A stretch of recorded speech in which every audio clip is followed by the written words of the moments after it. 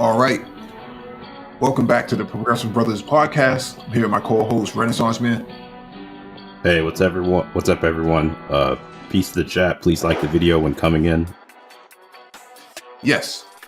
So this is episode 4.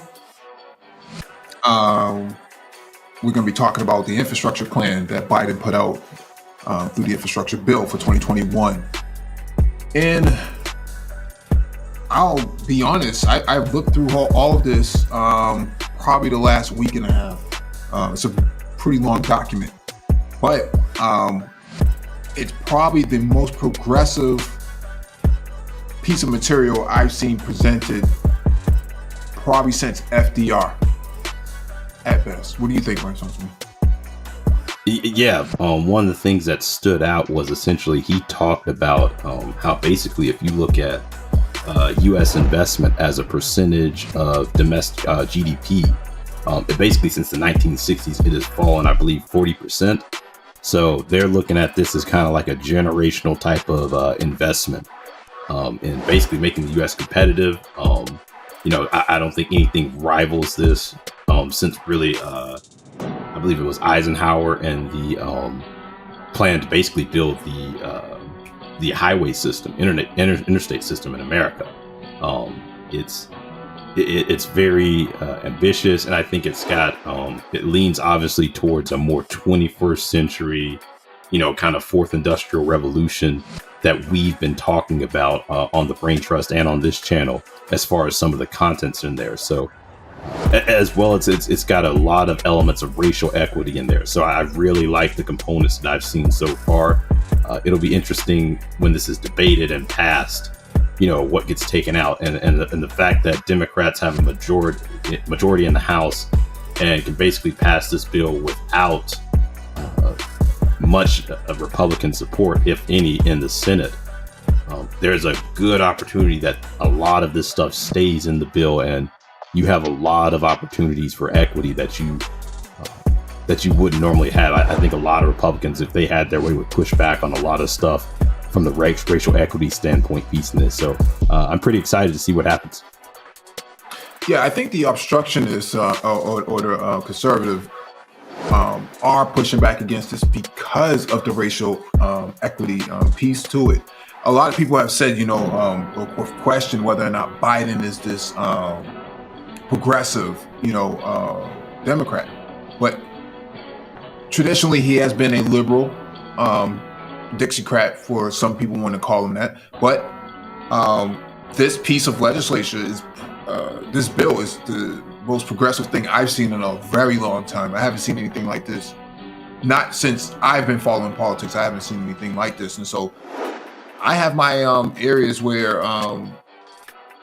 I picked out that I think that are really, really innovative, that that was passed or was presented into this. And so I'm looking at this and I'm saying to myself, the last administration had the opportunity to do a lot of this in 2018, and they didn't do anything. Yeah, you could argue, that was one thing Trump ran on is, hey, I'm a real estate guy, I'm a builder, I can help basically make America great by rebuilding. And that was one of the things they talked about was infrastructure. And I think what happened is, pretty much when healthcare failed, that kind of just sent the administration down just the wrong track. And really all they could get was, some criminal justice reform, which was more bipartisan than people like to talk about, and, a major tax cut. And then the rest of it was a lot of infighting. And, by the time and a lot of red meat, spending time on things like a Muslim ban that gets struck down in court, and a trade war with China, all this other stuff. And he never really got to infrastructure.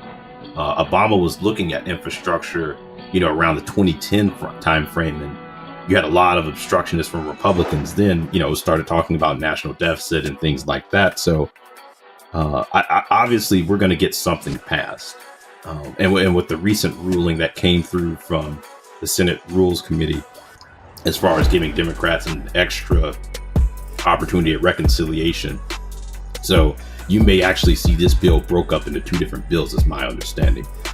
That's what it initially was reported when they reported that Democrats were basically going to have another opportunity to pass another spending bill through reconciliation. So we'll see, if it's two bills or if it's one large one, but it's definitely something that needs to be prioritized. And I think definitely you're even going to have the support of corporate backers on this, because if you're talking about being competitive in any sort of way, and like this bill talks about competing with China, it literally says in the first paragraph, to keep up with China.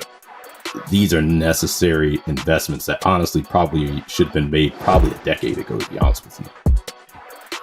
Yeah, to maybe kind of slightly correct what you said about, the previous administration did not have the ability to, or did not, focus on infrastructure. The infrastructure that they did focus on was the wall.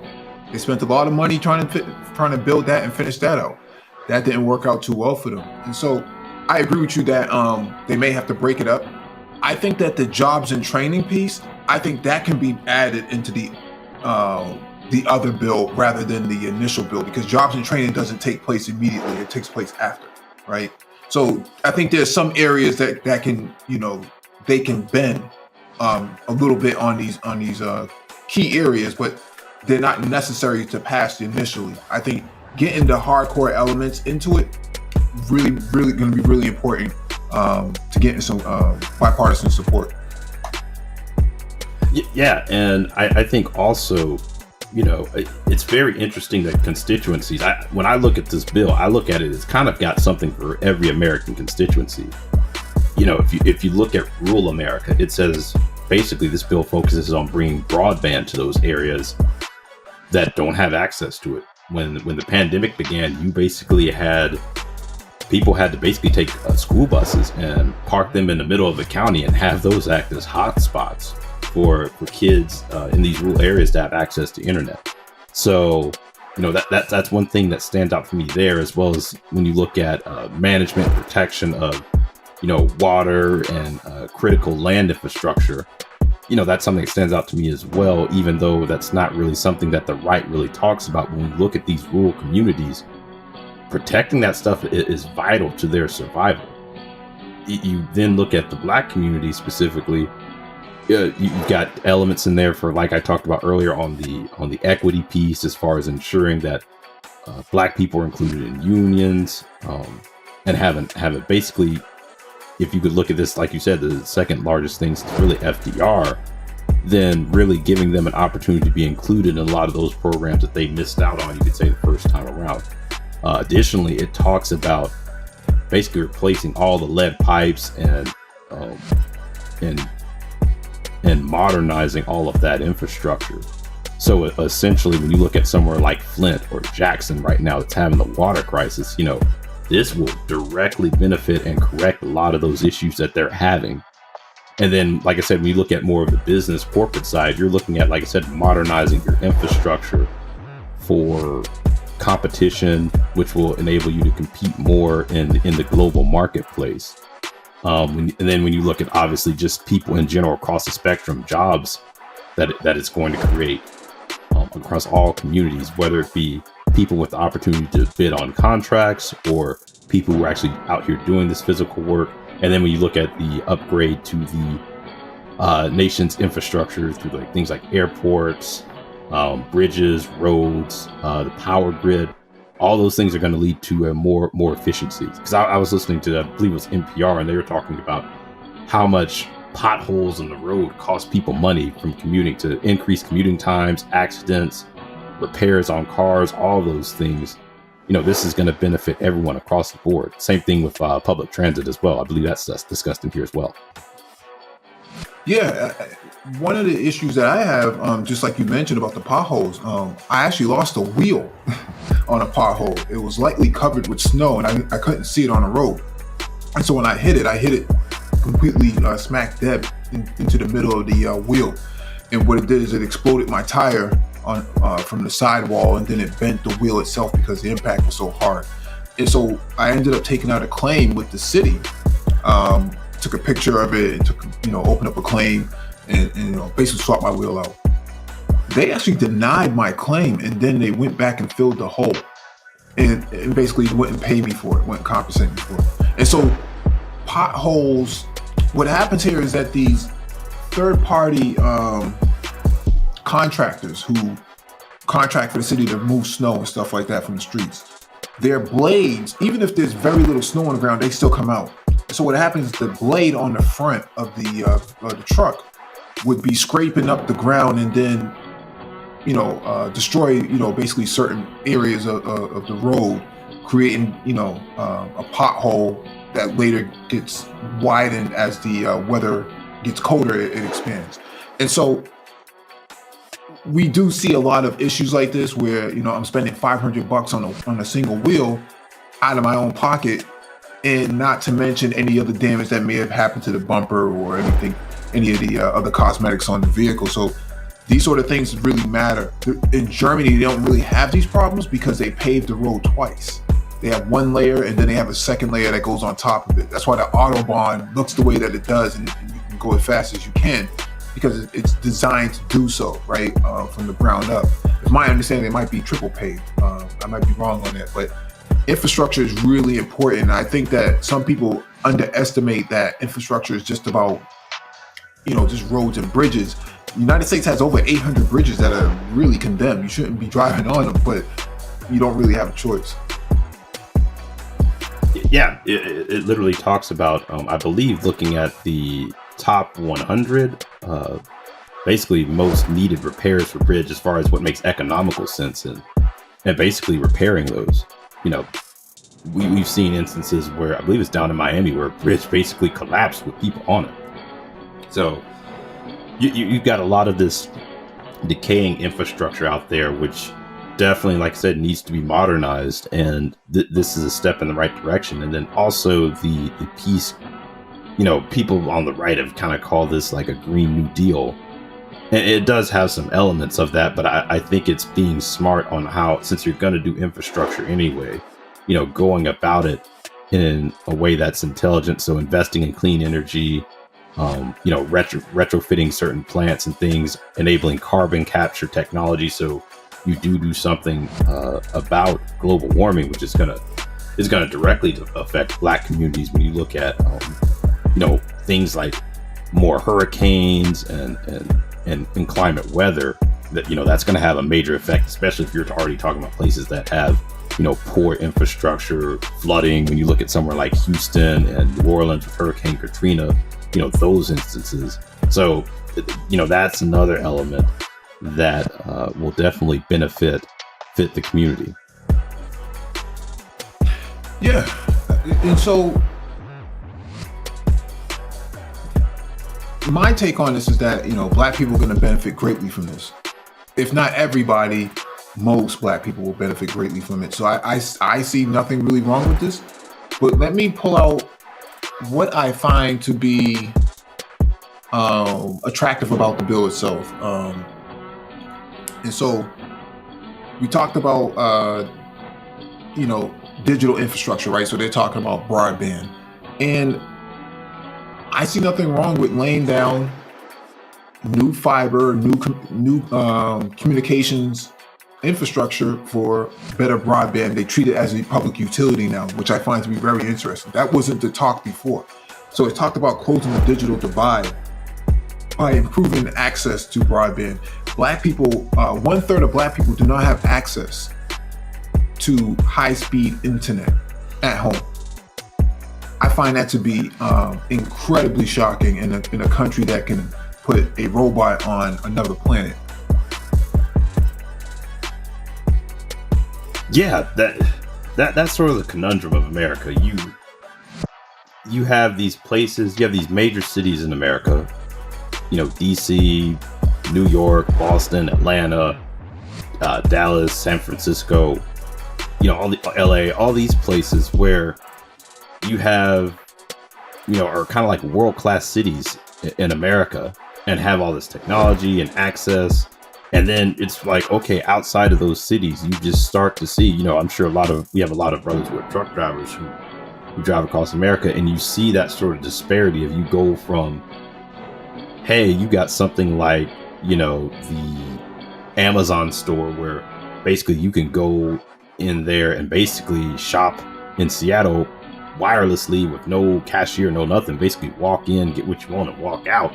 And it's like, then you turn around and you have places that have food deserts, or you have places that couldn't do something like that because they don't have access to the Wi-Fi and stable internet. So it's just a major conundrum, and it creates this big digital divide where just people are literally losing out on opportunity because, like we talked about, I believe on another channel, when you looked at things like, Coursera and all these other online platforms that people now have access to, it's just you're behind if you don't have the internet. I mean, to look back at, to make, I guess, a historical comparison, I mean, not having access to the internet today is kind of like not being able to read back in the day. It's like you're just in another world and you're way behind. Yeah, infrastructure gaps will always create these sort of issues. It creates inequality. And so I think it's a good idea that they roll this out, but they didn't just talk about laying down the fiber and the copper cabling down, but they also talked about making it affordable, right? So having more equity in terms of access to broadband from your major vendors, as well as municipalities. I didn't know this, that you have municipal co-op communications companies on the ground. I know in Texas they do have one co-op in terms of a utility company, but I didn't know that there was more than one. I'm finding out now that there's more than one. So I think this is a good idea. I think 1/3 of Black people not having access to high-speed internet at home is a critical issue. You can't really engage the real, the immediate environment if your connection is this slow. And so that's one area I can give them a check mark on and say, yeah, that's a really good look within it. Now, the other area that I have is these HBCUs. I think, and I'm looking at this right now, $10 billion for R&D investment in HBCUs. And then you also have $20 billion for HBCUs in terms of research infrastructure. So they're going to partner on research and development for innovation in science, and half of that is going to go to HBCUs. And then the other half, the $15 billion is for centers of excellence for research incubators at HBCUs. That's $25 billion allocated so far just for HBCUs. I can't see how Black people are not going to benefit from this. Yeah. From quickly scanning over it on the HBCU piece, it talks about things like fellowships, expanding those. That's what really, when you look at a lot of these major institutions, like I know you're up there in Boston with MIT and Harvard, these fellowships that they're able to grant people, that's where the university is able to increase its status as far as becoming like a tier 1 research institution. The research that comes out of it. I know for me, like I'm in business school right now, 90% of the business cases come out of Harvard University or like University of Pennsylvania or Stanford, those elite institutions. And that's because that's where all the research takes place. And you have the money for, graduate assistant work, postdoc work, PhD, fully funding, those type of things. And what a lot of people don't know is when you're doing that type of research, if you come up with, innovative new technologies, fair or not, it belongs to basically the university. So it allows a lot of those universities to capitalize on that new technology and things from these minds who are basically working at their institutions while working on their degrees. So, that's major for expanding the university as far as just raising its academic profile, having more access to money, becoming more prestigious. So that's huge in and of itself. And then I think also when you look at just the number of Black professionals that come out of historically Black colleges and universities, that's where a lot of our Black professionals come from. So that's definitely, like you said, going to benefit a lot of Black people.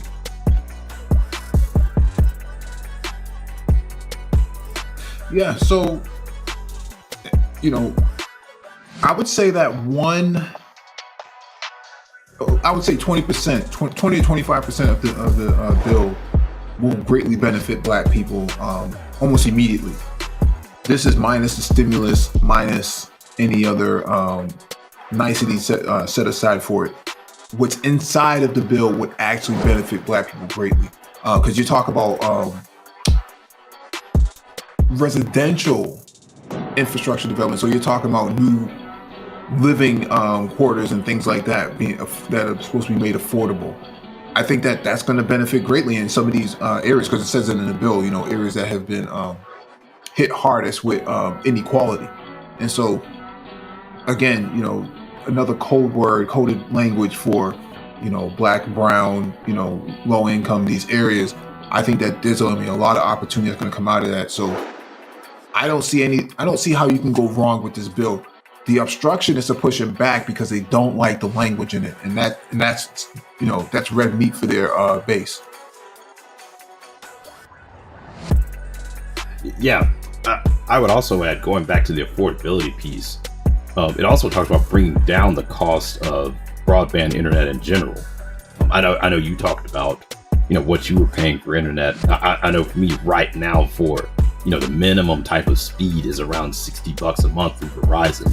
So if you're talking about bringing those costs down, that's only going to empower poor people to basically shift that funding somewhere else, give them more access and more choices, higher speeds. So that's another element of affordability. Now, moving to what you were saying about underserved communities and lack of development. Yeah, absolutely. This bill just it like I said, it really focuses on truly trying to go about this in a 21st century America way, acknowledging the basically the wrongs of the past, in the sense of, hey, historically we've done these things.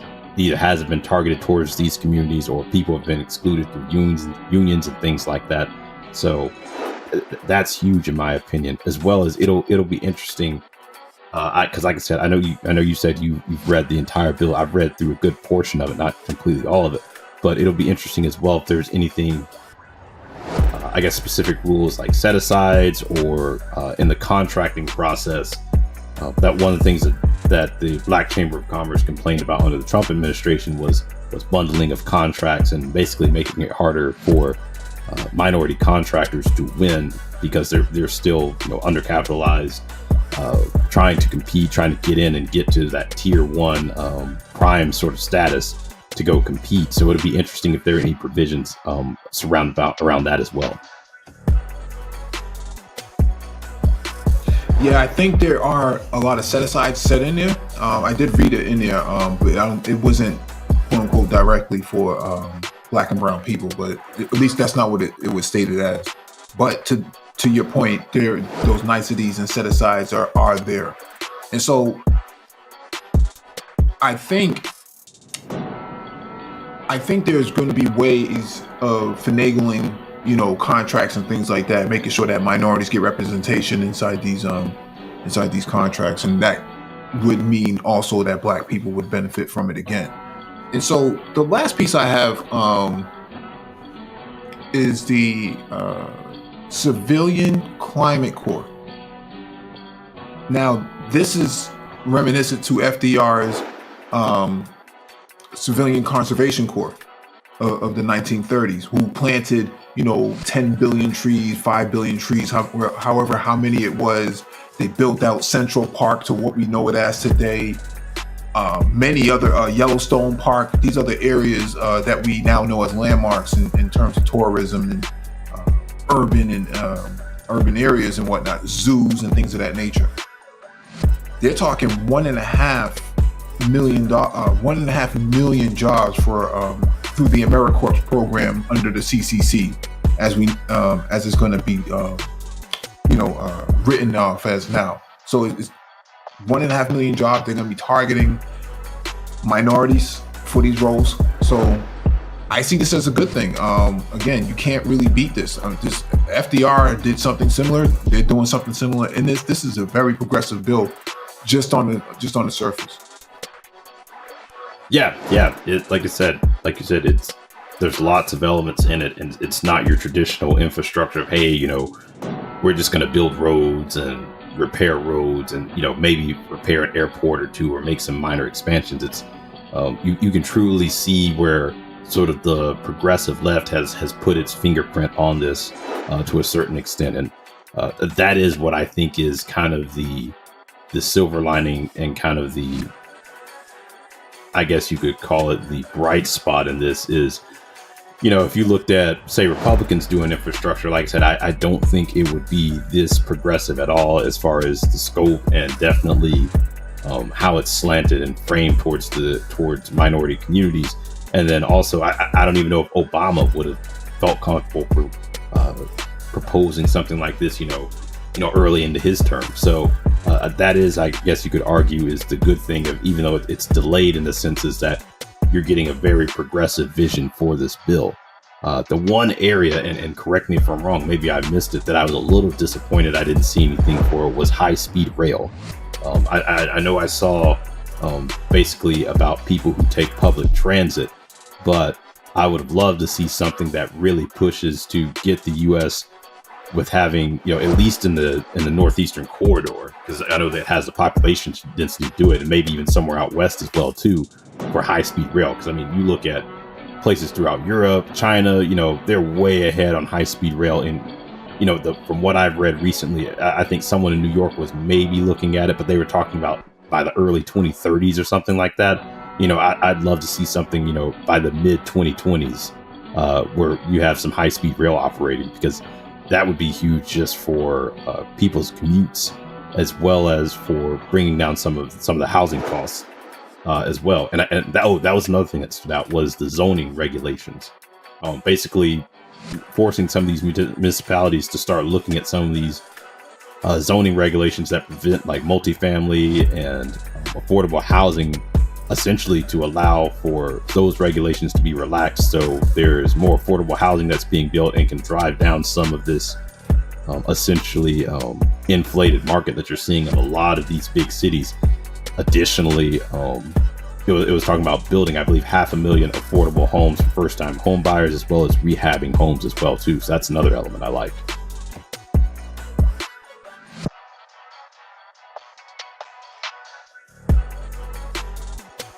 Yeah, so the high-speed rail piece, although it's not mentioned, there was discussion about high-speed rail between New York and Massachusetts. Short distance, I know, but that's what they were talking about. And so I think that got taken out mostly because it hasn't been really finalized as of yet. That's probably the holdup. And so, that's something that can come later on in another infrastructure bill. But high-speed rail is really difficult to get established because there's so few areas that a train can really go fast.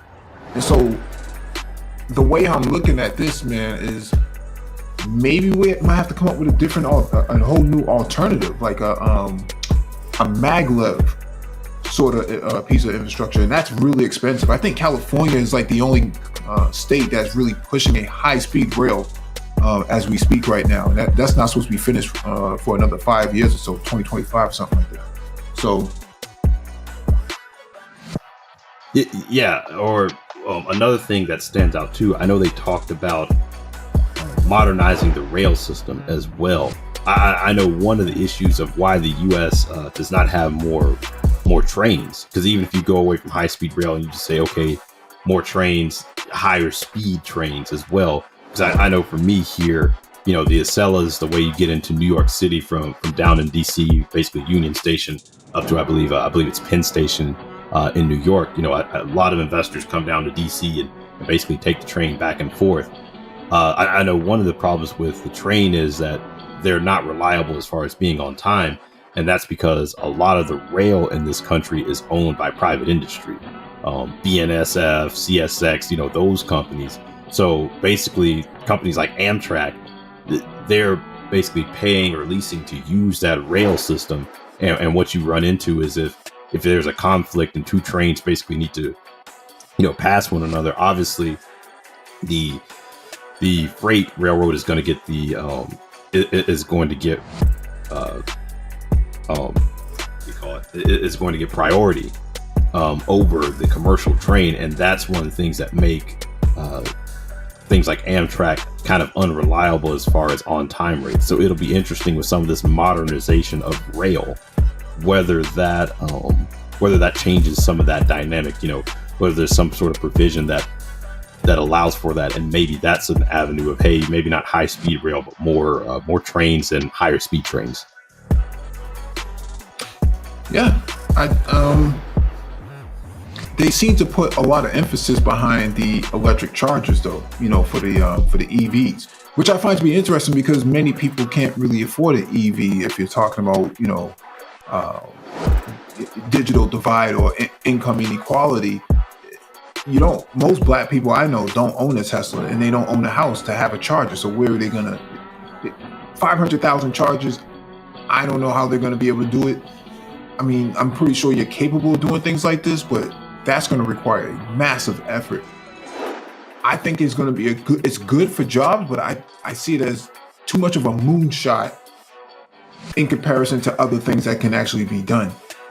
I think, EVs are probably the last thing that black people are looking to spend their money on. They're probably looking to spend their money, on a first time home buyers, mortgage or something like that, putting money down on a house. So I don't know if EVs make the most logical sense, for black people, but they're fully invested into this infrastructure plan. And they're saying 500,000 by 2030. I don't know. That's a lot. Yeah. On the EV piece, I basically look at it as they're trying to.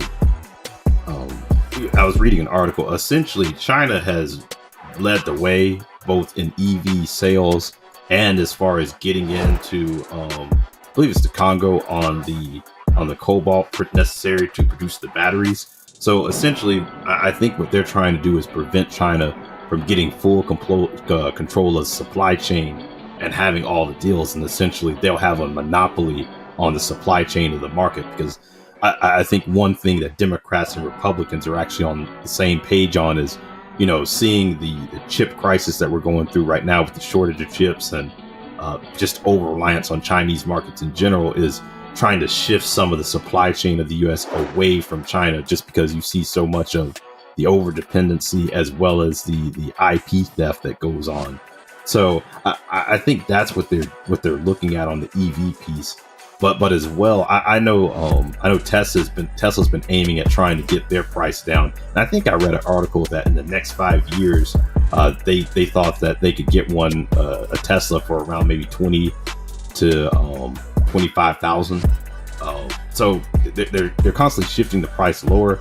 From people I've talked to, the main thing that they think Tesla's cool is just mainly, the savings aren't really there up front. Like, yeah, you save on gas and you save on not having oil changes and things like that, but those are things that you save on over the life of the car versus the initial payment. So I think that will bring down the cost, and I think some tax subsidies, maybe something like a cash for clunkers type of program, except for electric vehicles.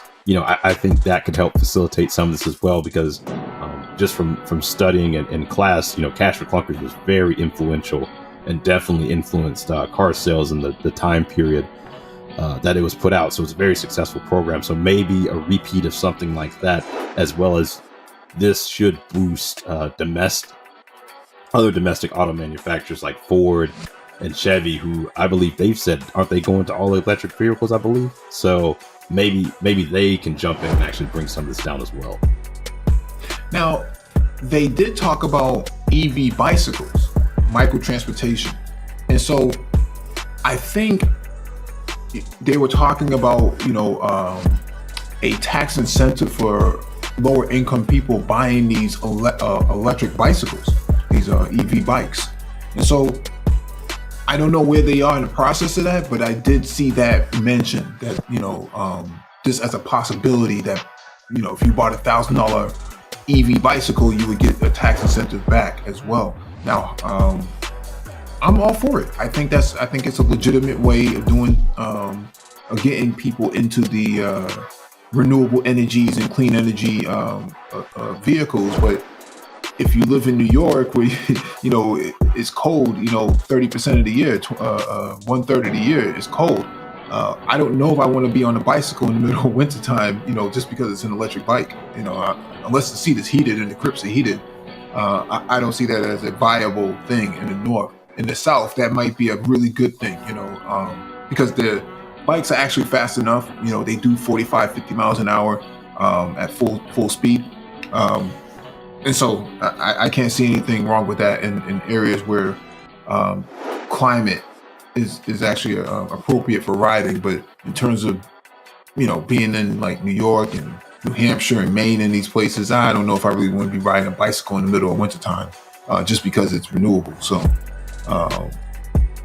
yeah, I mean, they've definitely become very popular in the, it's kind of the new hip thing is the electric bike.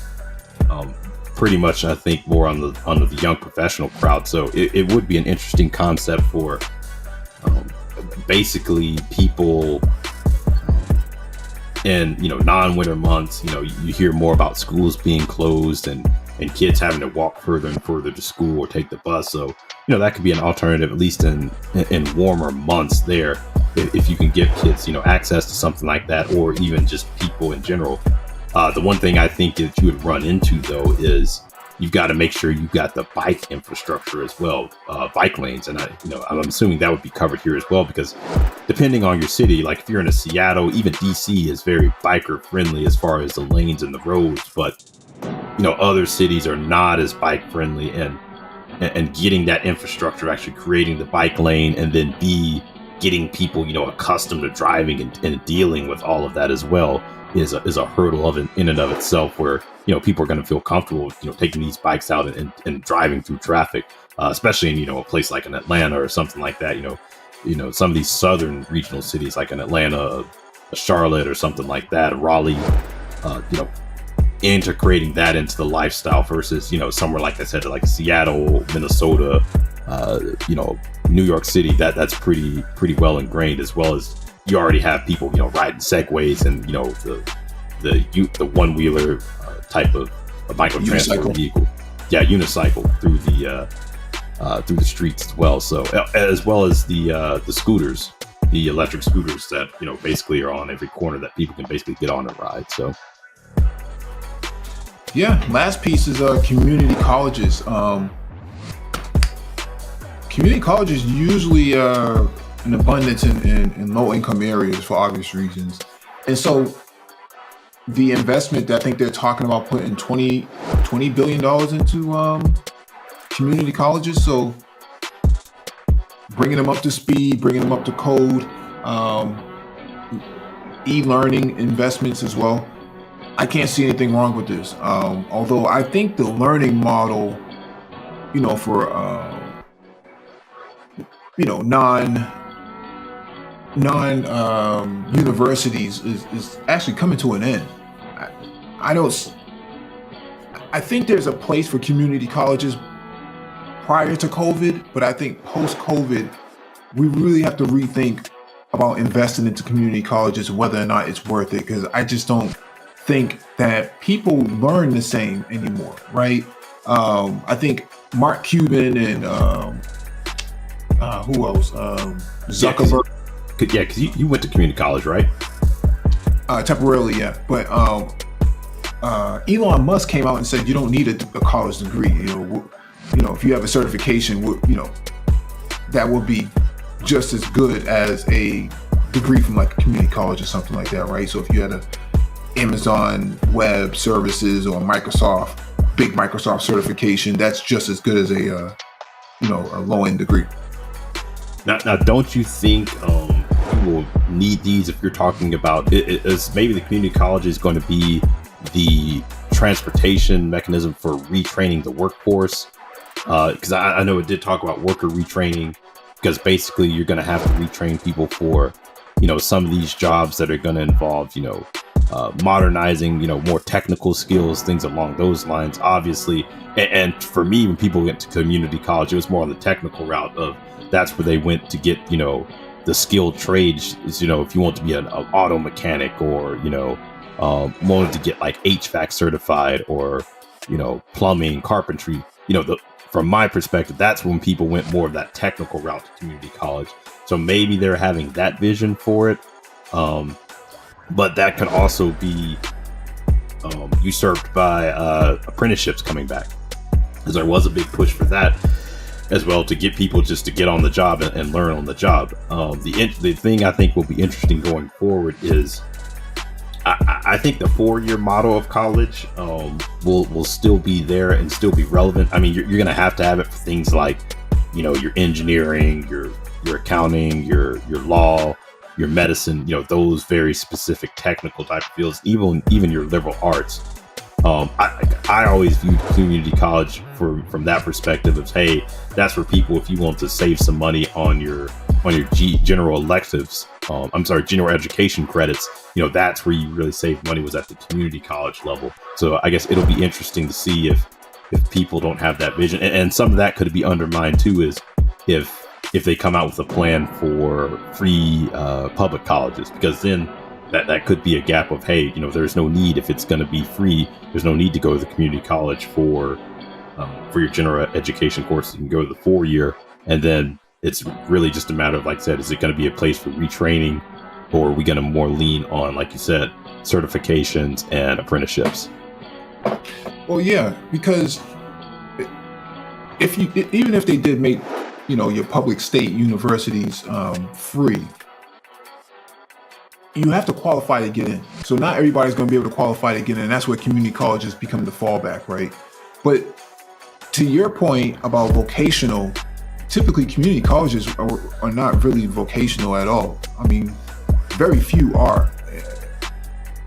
I had to go to an actual technical vocational school to get the vocational, access to the hands-on technologies to actually, get into the market itself. Most community colleges are not really set up like that. And maybe that's where the investment is going to come in, but I really question the legitimacy of investing into community colleges anymore, because there's just the new emerging markets like solar and wind and other renewable energies. That type of stuff can't be fitted inside of a community college. It's, you're not going to build a wind turbine inside of a community college, or solar panel arrays and things like that. I just think that the purpose of the community college is becoming obsolete. And I don't know if it makes a whole lot of sense to invest into it from an infrastructure standpoint, or should we scrap the whole entire thing and really just start from scratch and or repurpose it for something else other than what we traditionally used it for? Yeah, I do know, and I think part of this is probably going to vary by state too, because I do know, like, for example, when Volkswagen came to, it's right outside of Chattanooga in Tennessee. Tennessee was one of the first states to make community college free. And that was one of the agreements with Volkswagen coming there. So I wonder if that was more driven by more of a partnership with industry and community college to sort of funnel people into there. So, maybe you see some of that, because I've heard same things in places like Apple in Austin, that, they have a community college, and basically you can get a certification to move into Apple as well. There's a good partnership there. So I also wonder how much it's on a statewide or even a college by college basis, and what they partner with as far as industry. Yeah, that's a good point. So I think we can wrap it up. Overall, I like it. I don't really have too many gripes with it. I do think they can probably break it up into 2 to get it passed, but overall, no gripes with it. What about you? Nah, like I said, it's very ambitious. It's something I think progressives were definitely hungry for. And one of the things that I think people, when they saw Biden was going to be the nominee, this was kind of something that I think people thought was kind of honestly not going to happen. It's very big. It's we're talking about $3 trillion. Like I said, it's very much got the stamp and the influence of the progressive wing of the party on it. So it's a piece of legislation that sounds really good. Obviously, you have to get it through the legislative process and see, what sort of things get snuck in there, what sort of policies may get lobbied in by some of the lobbyists. But if these key concepts can stay in there, I think it has the potential to be something very, very massive. It can sort of fill that appetite that I think the progressive wing was pushing for, as far as massive change that's needed, and like I said, tackling this from an equity perspective. That's the big thing that stands out to me once again, is the equity component that I don't think you would have gotten under another administration. Sounds good. Let's wrap it up. Like, share, and subscribe. You all have a good one.